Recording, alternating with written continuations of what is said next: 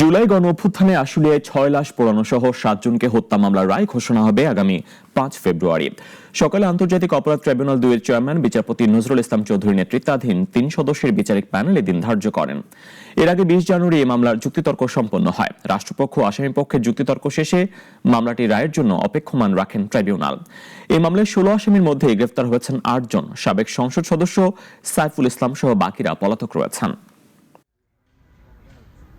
বাংলাদেশের জুলাই অভ্যুত্থান চলাকালে ৫ই আগস্টে আশুলিয়া এলাকায় ৬ জনকে গুলি করে হত্যা এবং তাদেরকে লাশকে পুড়িয়ে দেয়া, এই নির্মমতম ঘটনার যে বিচার চলছিল সেই বিচারটির সমাপ্তি হয়েছে। আগামী ৫ই ফেব্রুয়ারি আন্তর্জাতিক অপরাধ ট্রাইব্যুনাল ২ আশুলিয়ায় ওই নির্মম হত্যাযজ্ঞের মামলায় রায় ঘোষণা করবেন এবং সেই দিনই এই মামলাটার চূড়ান্ত নিষ্পত্তি হবে।